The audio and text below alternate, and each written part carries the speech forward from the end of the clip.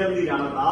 देखो नन्ना पैसा गाड़ी वापस करवाई, मगर भाई इस विद्यालय में जाकर देखेंगे कोई मिलेगा या नहीं मिलेगा। और आप सारे भाई मिले, आपको मेरा नमन वंदन अभिनंदन। आपकी जानकारी के लिए बता दूं कि पिछले 15-20 साल से हम 4 मुद्दों को लेकर काम करते हैं। वे मुद्दे हैं शिक्षा का, स्वास्थ्य का, पर्यावरण का और देश की बढ़ती जनसंख्या का। और लोग तो ये कहते हैं कि पर्यावरण को लेकर मैं लाखों पेड़ बरगद के लगा चुका। आपके बराबर में ग्रेटर नोएडा है कि आप कभी भी ग्रेटर नोएडा में जब जाएंगे, आप आने वाले 5 साल में ग्रेटर नोएडा के किसी भी स्थान पर खड़े होंगे, आपको कोई ना कोई बरगद का पेड़ नजर आएगा। वो एक पेड़ मैं अपने बच्चों की विद्यार्थियों की मदद से ग्रेटर नोएडा और आसपास के क्षेत्र में लगा रहा हूँ। साथियों, मैं जीवन में एक बहुत बड़ी गलती कर रहा था, और वो गलती में ये कर बैठा कि पिछले 5 साल पहले आप जैसे साथियों ने मुझे एमएनसी शिक्षक वर्ग में चुनाव लड़वाया और वो चुनाव में हारा। एक तरफा आदरणीय श्रीचंद शर्मा जी को वोट मिले और श्रीचंद शर्मा जी हमारे शिक्षक प्रतिनिधि के रूप में वही विधान परिषद में पहुंच गए।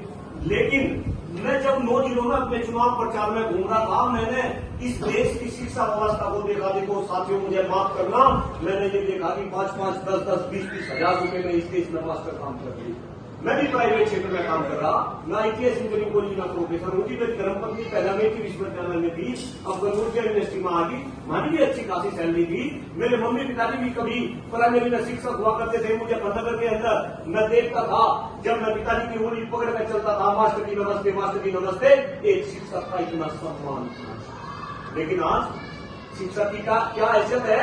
आपकी बराबर में Bulandshahr Agrasen inter college edit का है। 6 महीने पहले एक शिक्षक की पिटाई करी गई और वो कई दिन तक हॉस्पिटल में एडमिट रहा। और फिर हमारे जैसे लोगों को वहां समझौते के लिए बुलाया गया, और जब हम समझौते के लिए गए तो शिक्षक ऐसा काम कर रहा को बस मलिक साहब जान बचवा दो। ये हालात है।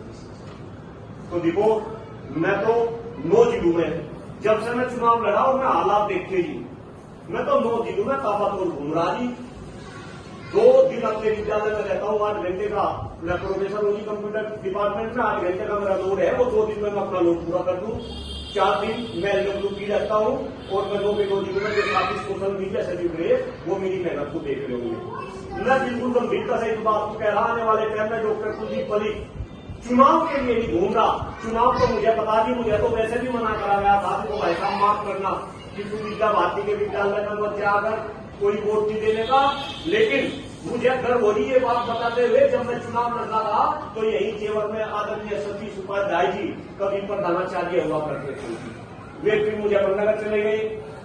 लाला जगदीश प्रसाद में बड़ा विद्यालय है हमारे मुजफ्फरनगर का।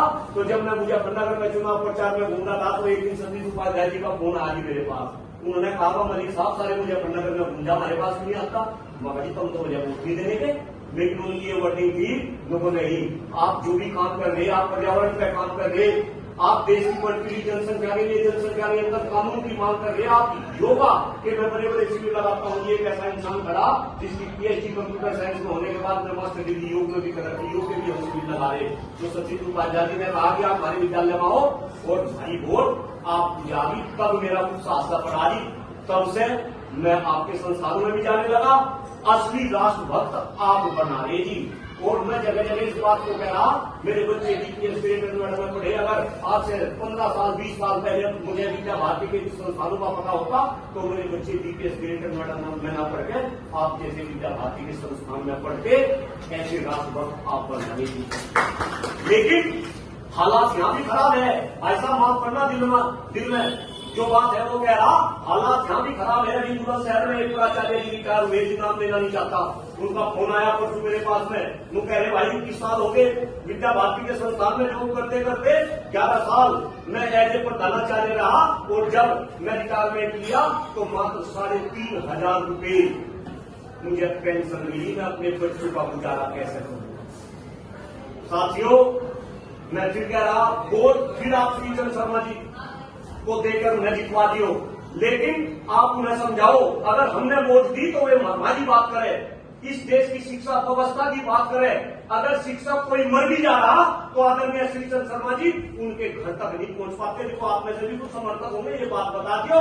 और हम तो चंदा इकट्ठे कर करके, भाई साहब को पता होगा कितने लोग मरने लगे। सुसाइड कर लिया, शामली में सुसाइड कर लिया, मुजफ्फरनगर में शिक्षक मर गए, लेकिन कोई बताने वाला नहीं है। देश में आज के बाद अलग अलग टीवी चैनल पे भी आप मुझे देखते होंगे, देश में सांस लेने के लिए हवा नहीं छोड़ रखी, पीने के लिए पानी नहीं छोड़ रखा, शिक्षा व्यवस्था पद से बदतर कर दी, इस देश में शिक्षकों का मान नहीं, स्वाभिमान नहीं, और इस देश के नेता कह रहे हैं कि हम इस देश को क्या बना देंगे, विश्व गुरु बना देंगे, विकसित बना देंगे, डेडलाइन भी फिक्स कर रखी।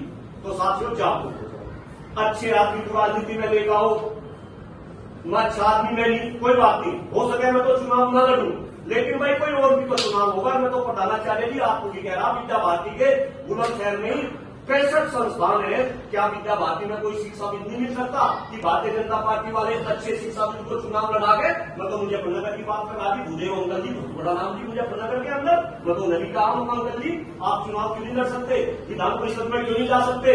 अगर हमारे बीच का कोई आदमी विधान परिषद में जाएगा तभी आपकी बात उठेगी, अदरवाइज ऐसे ही शोषित होते रहोगे, ऐसे ही पीड़ित रहोगे। आने वाले समय में प्राइवेट क्षेत्र में काम करने वाला शिक्षक अपने बच्चों को नहीं पढ़ा सकता। जी भाई साहब, मेरा बच्चा पहली केमिस्ट्री में पढ़ रहा, देखो भगवान की मेरे में तो अलग वो है जी। मेरी वाइफ भी जो है रोड चल रहे, मेरे मम्मी पिताजी टीचर थे, अब तो दोनों चले गई जी, उनकी पेंशन अवधि गाँव में कुछ जमीन है। मेरे बच्चा जो है 6 लाख रुपए उसका 1 साल का खर्चा है जी, 50,000 रुपए महीने का। गरीब मास्टर कैसा पढ़ाओगा जी अपने बच्चों?